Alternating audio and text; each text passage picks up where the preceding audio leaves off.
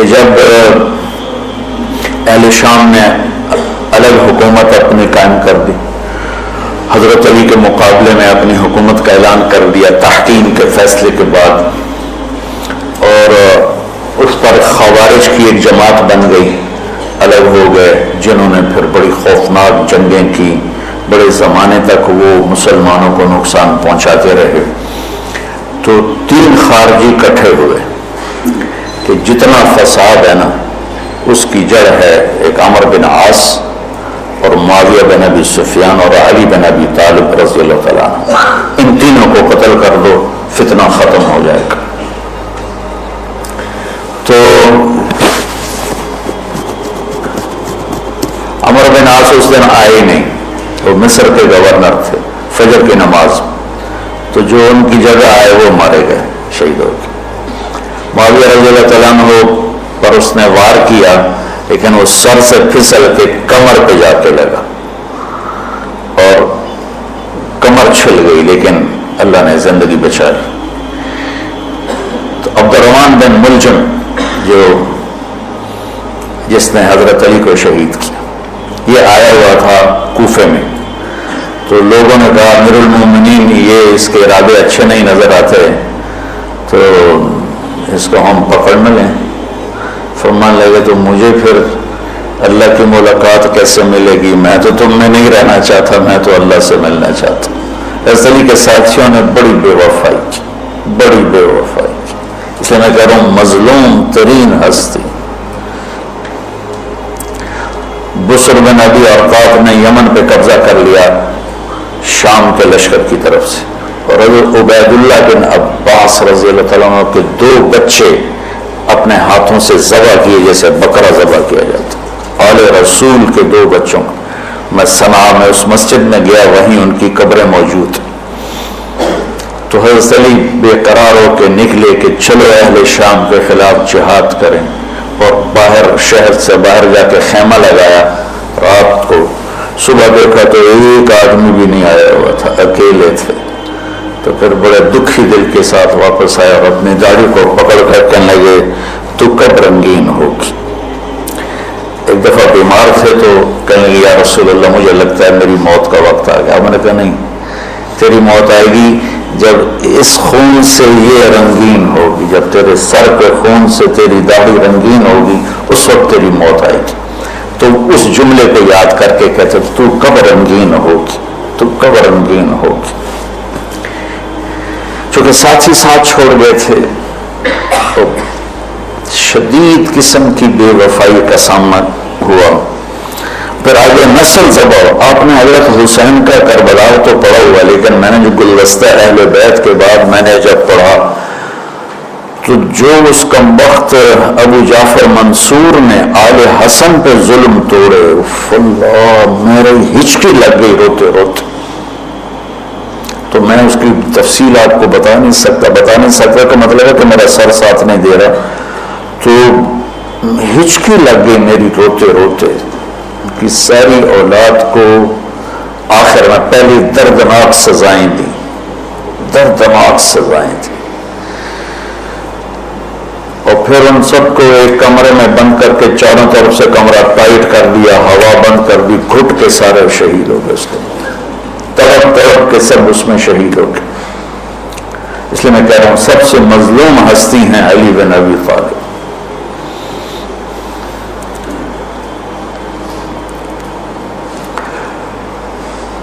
تو فرمانے لگے اس کو پکڑو گے تو میں شہید کیسے ہوں گا؟ پھر ایک دن دیکھا کہ لوگ گھر گوار پہرا دے رہے تھے۔ آپ نے کہا کیا کر رہے ہو؟ کہا جی وہ آپ کا خطرہ ہے، پہرا دے رہے ہیں۔ کہنے لگے کس سے دے رہے ہو؟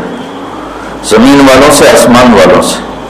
وہ کہنے لگے جی آسمان والوں سے کون دے سکتا ہے، زمین والوں سے پہرا دینے کا، بیٹا جا کے سو جاؤ، آسمان والا فیصلہ کرتا ہے تو زمینی پہرے کام نہیں آتے، جاؤ، اور فیصلے آسمان سے اترتے ہیں، زمین پہ نہیں اترتے۔ تو 21 رمضان کو فجر کی نماز میں اس نے آ کے جو وار وہ سیدھا سر پہ لگا تو سر پھٹ گیا، تلوار دماغ میں چلی گئی، چھوٹ بچ گیا، پکڑا گیا۔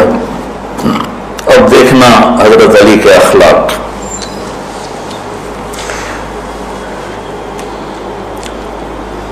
لوگ اکٹھے ہو گئے. حضرت زینب کو پتہ چلا کہ وہ بھاگی بھاگی آئیں اور رونے لگی. واہ ابتا واہ ابتا. تو وہ کہنے لگا, وہ لوگ کو پٹی پٹی باندھنے لگے تو وہ کہنے لگا ابن ملجم جتنی مرضی پٹیاں باندھ لو, اب یہ مر کے ہی رہے گا. اس تلوار کو 1 مہینہ زہر میں ڈبو کے رکھا ہے پھر وار کیا ہے. تو اس پر تو بڑے سے بڑے حلیم کو غصہ آ جانا چاہیے. وہیں اس کا قیمہ ہو جاتا. اور حضرت علی کیا کہہ رہے ہیں, بھائی اس کے لیے نرم بستر بچھاؤ, اس کو گرم گرم کھانا کھلاؤ, اسے ٹھنڈا ٹھنڈا پانی پلاؤ. اگر میں زندہ رہا تو میں خود فیصلہ کر لوں گا مجھے کیا کرنا ہے, اور اگر میں شہید ہو گیا تو پھر پہلی میری درخواست ہے کہ اسے معاف کر دیں. یہ بتانا چاہتا تھا, اسے معاف کر دیں.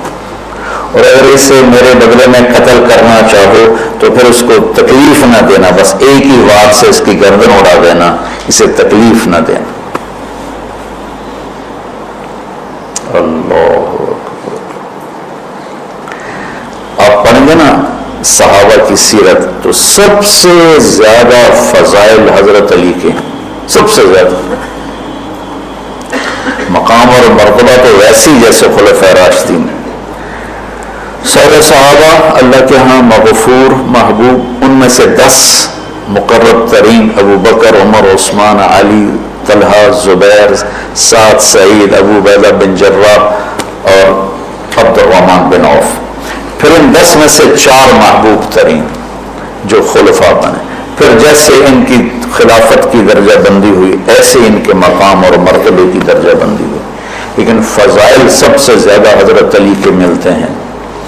اور یہ ایک فضیلت جو حضرت علی کو اللہ کے نبی نے سنائی, ہاتھ پکڑ کر یوں اپنے سینے کے قریب لگا کے فرمایا, اطرفا ان یکون منزلوں کا مقابل منزل فی الجنہ. علی تو راضی ہے جنت میں تیرا گھر میرے گھر کے سامنے ہوگا. تو علی رونے لگے کہ نہیں میں راضی. تو آج کی رات اس ہستی کی شہادت ہے, فجر کی نماز میں ان کا انتقال ہوا, جن کو میرے نبی نے ابو تراب کا لقب دیا کہ تو میرے لیے ایسے جیسے موسیٰ کے لیے ہارون ہے, تیرا گھر جنت میں میرے گھر کے سامنے ہوگا.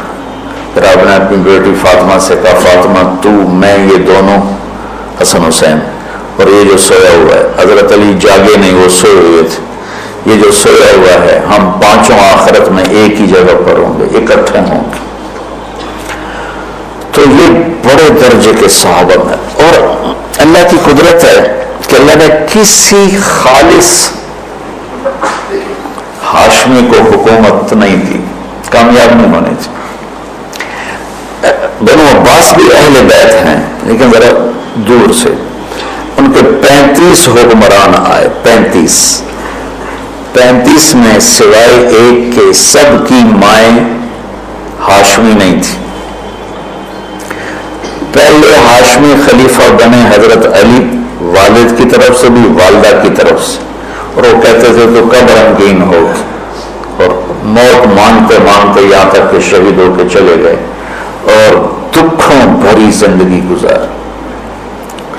وَلَقَدْ رَأَيْتُهُ فِي بَعْضِ مَوَاقِفِهِ وَقَدْ أَرْخَى اللَّيْلُ سُدُولَهُ وَغَارَ النَّجُومُهُ وَهُوَ قَائِمٌ يُصَلِّي فِي الْمِحْرَابِ قابضاً على لحيته يتململ تململ السليم ويبكي بكاء الحزين ويقول للدنيا إلي تغررت وإلي تشوقت وإلي تزينت وإلي تشرفت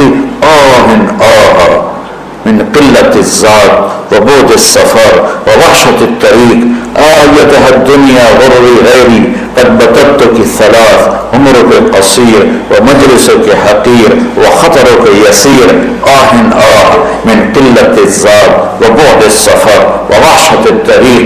یہ درد بھری فریاد ان کی روز ہوتی تھی رات. ایسے تڑپتے تھے جیسے سانپ کا ڈسا تڑپتا ہے, اور ایسے روتے تھے جیسے دکھوں کا مارا